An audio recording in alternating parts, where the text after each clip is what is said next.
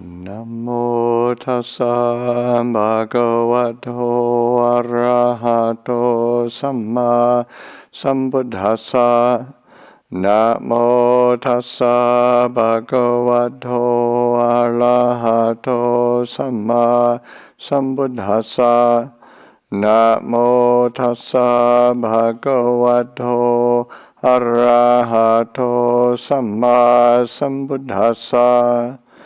Buddhaṃ Dhammaṃ Sanghaṃ Namassāmi.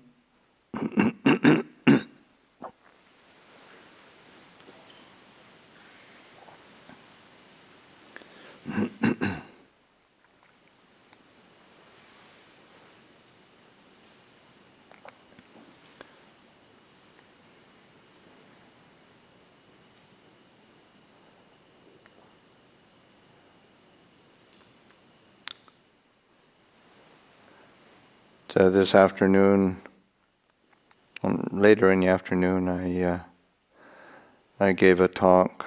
I was invited to give a talk by the Council of Thai Bhikkhus, and they've been having a program going for the last, I think this is the 4th month. This was the last talk today.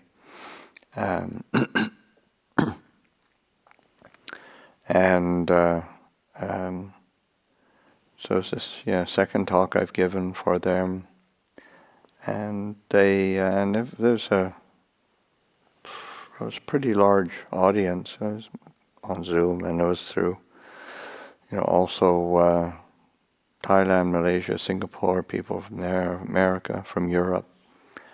It was quite a gathering, and topic of the talk was meditation, moment to moment, in the sense, and the sense of how to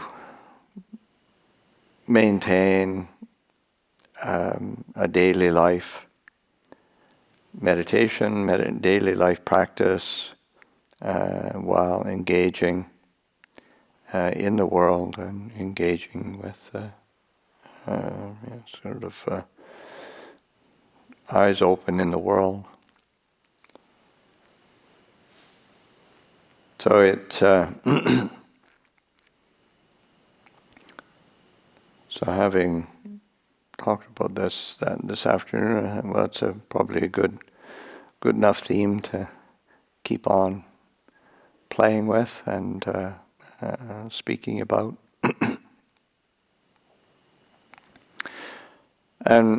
But I think also one of the things that's helpful to consider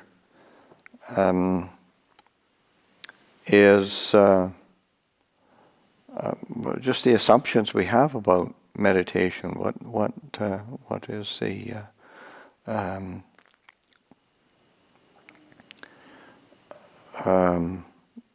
that sense of I need to be meditating. I need to be meditating. I've got to be sitting in some kind of formal posture. I've got to be doing something special. I've got to have my meditation technique, and I've got to be, there's all these kind of assumptions of what meditation is. And there's in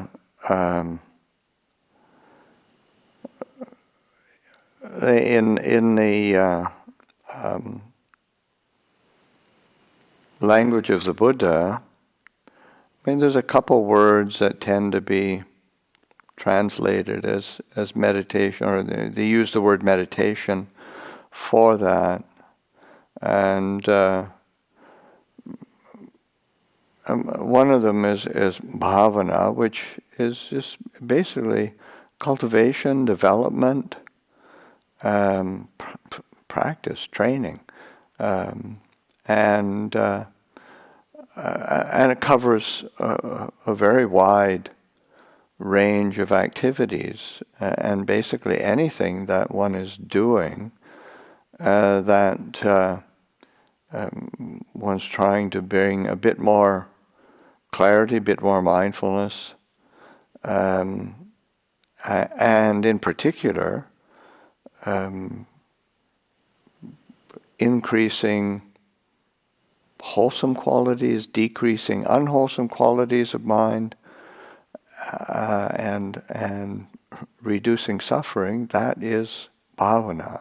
So it's not about any formal posture or any particularly formal activity. And in fact, the Buddha himself talked about, say, 4 different postures of meditation or practice: walking, sitting, standing, lying down. So there's a pretty major range of what basically any activity that we're engaged in is an opportunity for this cultivation, this development.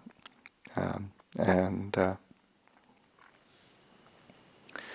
say another formal word that is used as for sometimes translated as meditation is jhayati,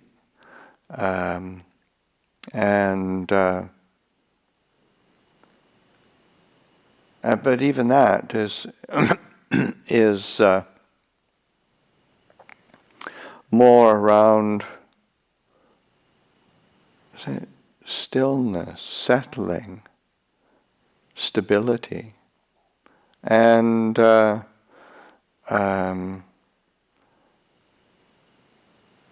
like there's usually it comes as say in a well-known phrase. There are these roots of trees. There are these places of solitude. Meditate, bhikkhus, lest you be regretful in the future. So it's, but it's also turning toward stillness, turning toward settled states of mind, turning toward clarity, and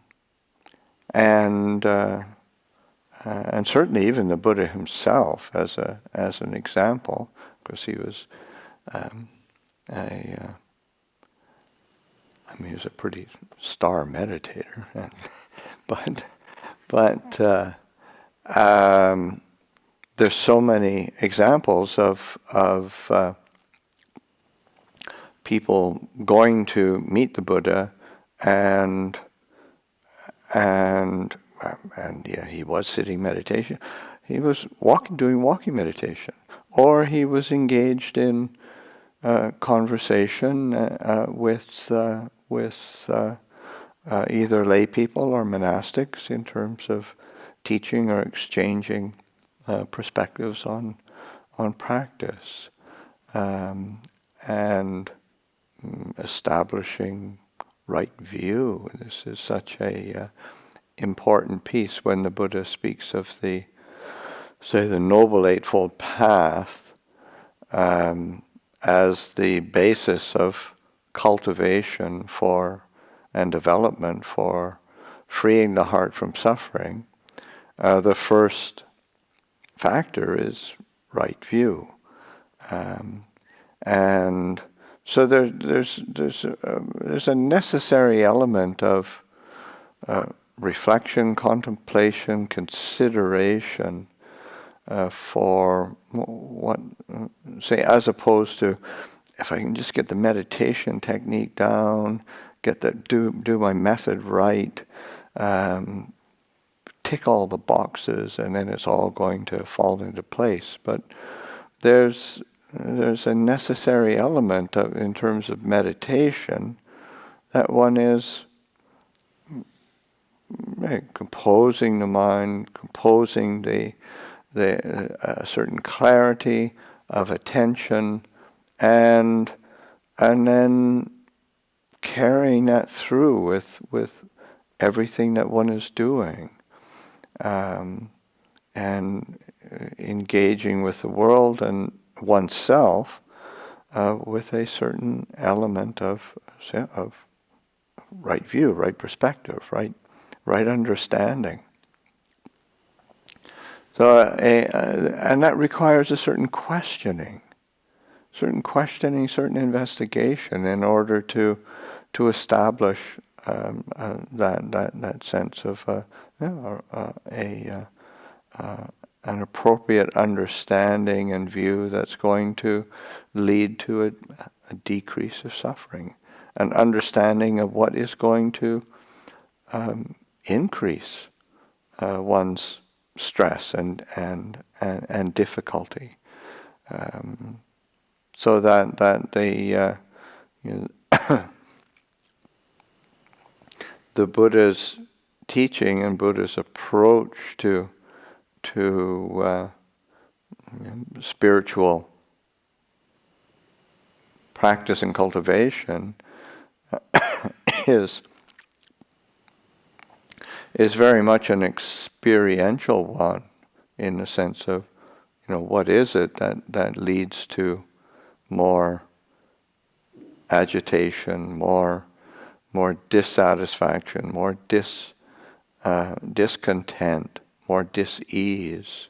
What is it that leads to more ease, satisfaction, contentment, feeling of well-being and peace? So that's a so if we're thinking about meditation, that is an one has to learn how to apply the mind, that reflection, investigation. It's not just being assiduously faithful and using the right technique, but seeing, well, what works and what doesn't work, and what's helpful, what's not helpful, so that we have to pay attention to what are we experiencing ourselves, what are we feeling, what's the results of what one's doing. So that's why I say, like with the Eightfold Path, that is a meditation, and those are crucial elements of meditation, in the sense of cultivation, practice, training, because we have to train the whole being, and the Eightfold Path is right view, right intention. These are aspects of mind, and right speech, right action, right livelihood. This is action, engagement, and right effort, right mindfulness, right settling of the mind, right samadhi, and so that these all have to integrate. They have to work together. That learning how to, and whether one is say, newly interested in Buddhist practice, or one's been practicing for a long time, that application of this Eightfold Path, this training in sila, samadhi, panya, in virtue, in settling the mind, and discernment, are one's continually learning from this process, and deepening one's learning, and being willing to investigate and study. And so when we speak of meditation, then our commitment to training in precepts and our conduct and having speech and action that's not divisive, it's not creating more conflict, it's not it's based in actions and speech that are really trustworthy. There's a sense of integrity, and there's a virtue that brings a sense of well-being to oneself, but it also brings a sense of well-being to others. It brings a happiness here and now in the present moment, and a happiness into the future. This is a natural result, and that's very integral to say meditation, in the sense of, if one wants to settle the mind, you have to figure out how to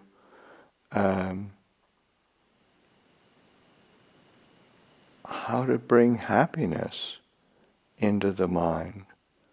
And it's a stock phrase in the suttas where the Buddha, especially in there's a whole series of suttas where the Buddha talks of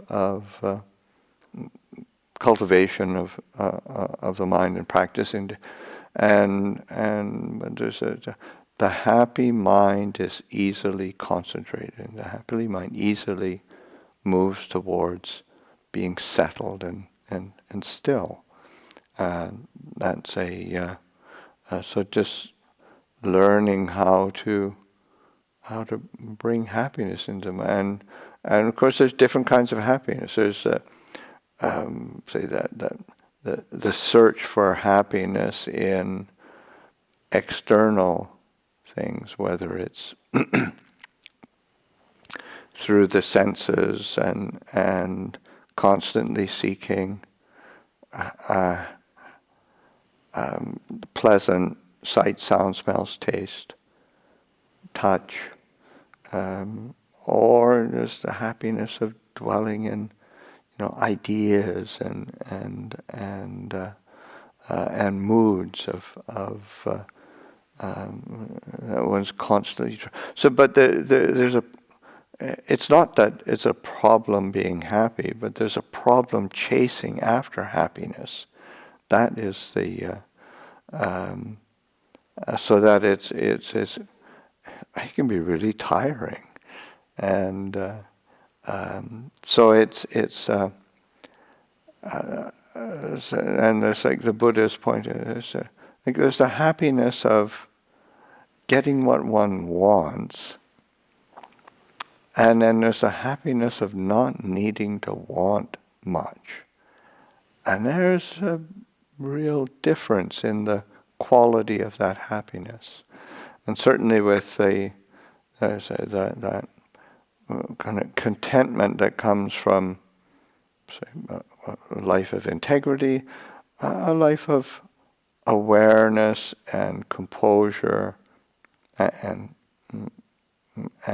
a sense of knowing how to live with oneself, where one's not constantly either seeking some stimulation, seeking more information, or one's running away from things, fearful of the world, worried about the world. There's a happiness that comes from being settled. And of course that requires mindfulness, and that requires that commitment to that mental training. There's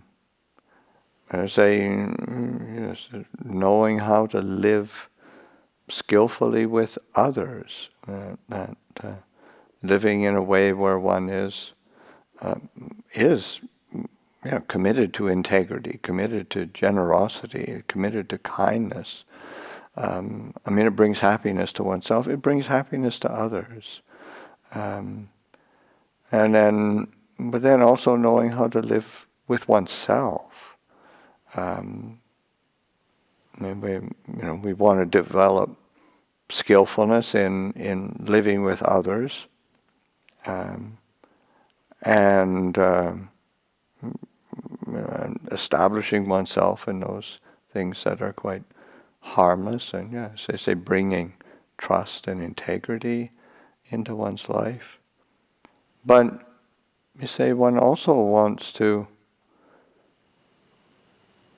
you only have to live with others part of the time. You have to live with yourself all the time. So that learning how to live with oneself in a way where one is comfortable. One's, again, a sense of confidence, clarity, kindness, generosity. It's the same qualities and virtues, but they're established within and directed toward oneself. It's not in a say self-absorbent or narcissistic way, but it's more like, no, it just feels a whole lot better to be comfortable with oneself. Then it's a whole lot easier to be comfortable with others, to live in the world with others. Then one isn't sort of one isn't needing to either have affirmation or gaining anything from others. You're not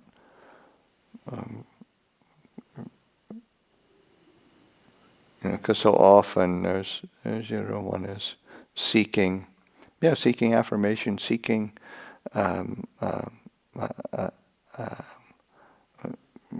stimulation, seeking kind of excitement from hoping others will provide that, and that is it's normal, but it's also ordinary, but it's also it's not sustainable. It's learning how to be content within oneself. So it's this meditation, moment to moment, recognizing the different patterns that we have, where we are seeking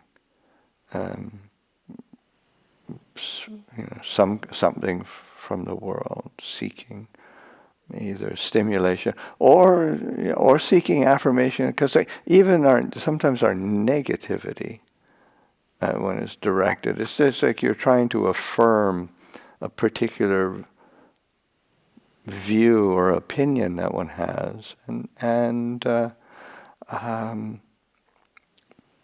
it doesn't end well. It doesn't make oneself happy, and doesn't make others happy. That sense of being willing to challenge oneself to investigate, because this is a quality that the Buddha says is essential to. There's a beautiful image that the Buddha gives. He said, in the same way, when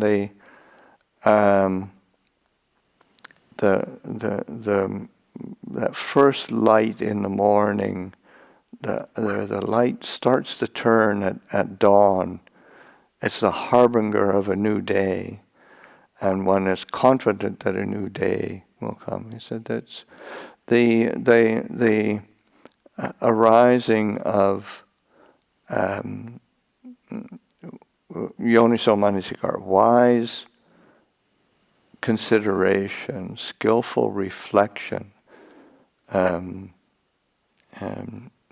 ordered attention. There's different translations for this term yoniso manasikara. But with the arising of wise reflection is the harbinger of the Noble Eightfold Path coming into being. So that supporting of that investigation, and so often meditation, how do I meditate moment to moment, is fighting with how do I stop my mind from being all over the place. And to meditate mindfully, you don't need to stop your mind. The mind is already still. The nature of the mind is already to be aware, to have a clear kind of knowing. That's the nature of the mind. Thoughts are they can be all over the place. Different worries or obsessions, those can be all over the place.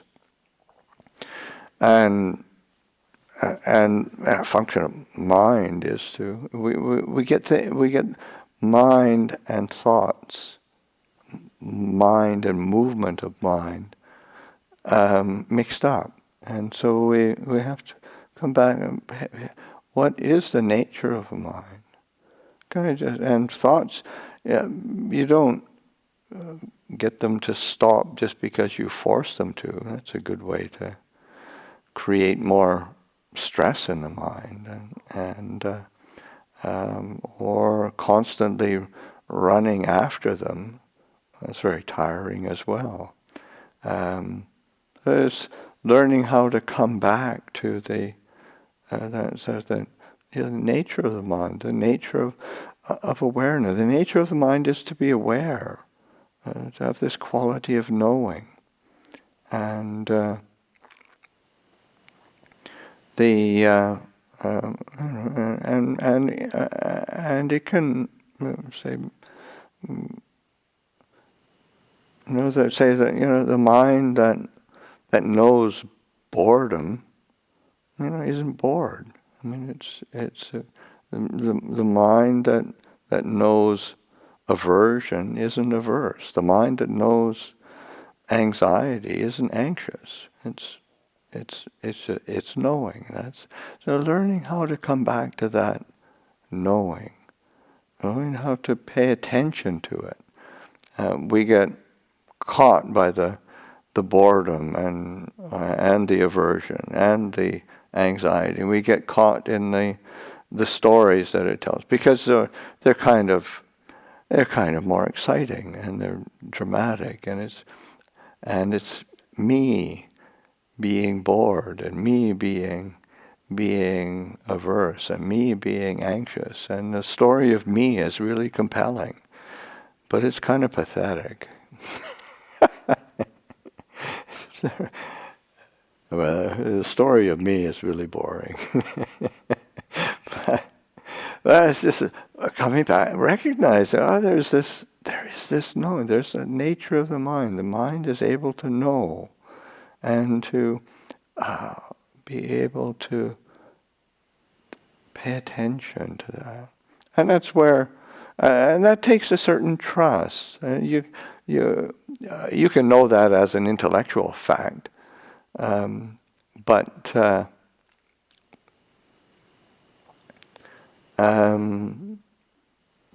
knowing something as a intellectual fact is not that.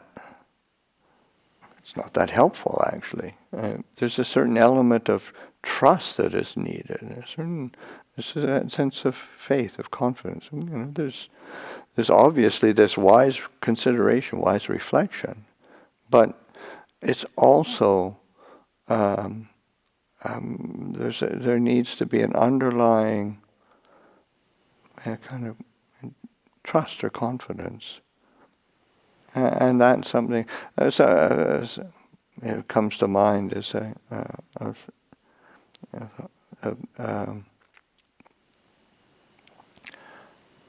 quote from T.S. Eliot. we know too much and are convinced of too little. Our literature is a substitute for religion, and so is our religion. So, but that sense of being knowing, we know too, and we know too much. We're convinced of too little, and we're kind of enamored of the bits of information, but don't give much attention to the things that are really settling, convincing, clear. This quality of knowing. So giving attention to that wise reflection, and recognizing that there's this sense of discernment is needed, even with mindfulness. I mean, so there's so often we need to be mindful, and cultivation of mindfulness, and there's somehow an assumption that mindfulness is like to be very like impartial, or having a non-discriminating awareness, but mindfulness is its function is to know and to make some. You have to make some clear choices, decisions. Like if you're going to Ukiah from here, you go out the driveway and you're pointed in that direction. And if you're pointed in the direction to go out of the monastery, but you got to make a left turn. And you have to discern when to make, and then you go down Tongkai Road. If you just keep following out the drive and keep going, you end up following up Tongkai Road and across how many creeks, and your car breaks down. So it's there's a certain discrimination that's needed. And choices that are needed, but there's it's a function of mindfulness to make those wise choices as well. So mind, and it's like one of the images that the Buddha uses for mindfulness is the gatekeeper of the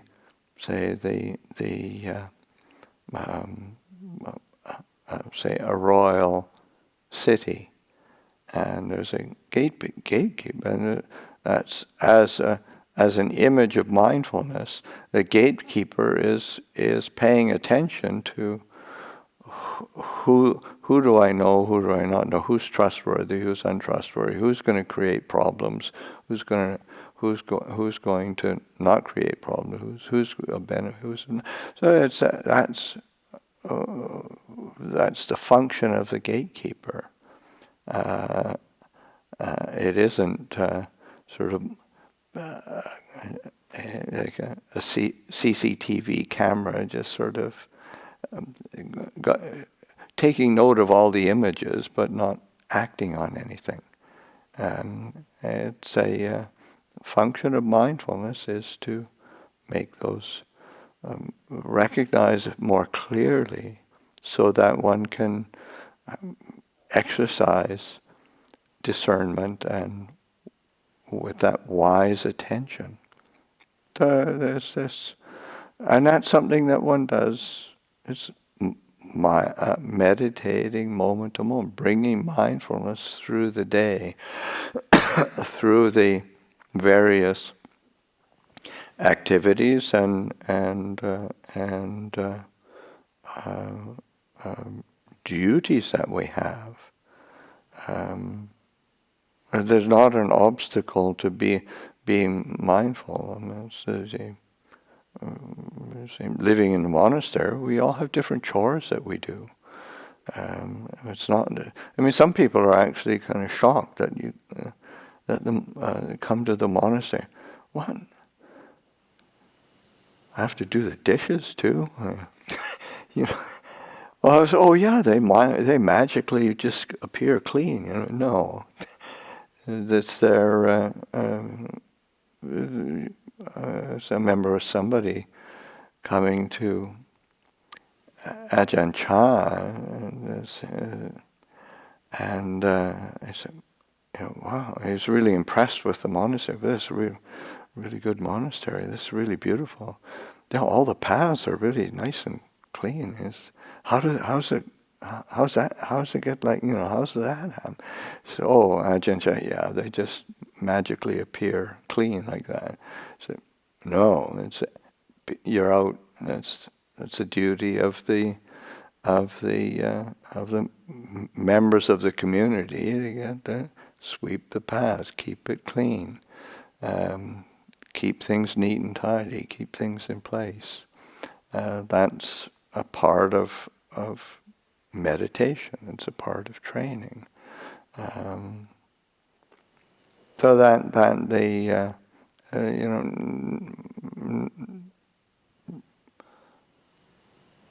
it's not that activity is a obstacle to meditation, or that our various responsibilities and duties are an obstacle. It's the attitude that we bring, and the there is in the Buddhism, right speech, right action, right livelihood. These are fundamental, because it's engaging in a skillful way, engaging in a wholesome way, and engaging with people. It's like the Buddha puts a tremendous emphasis on the Kalyanamitta, on association with good people, association with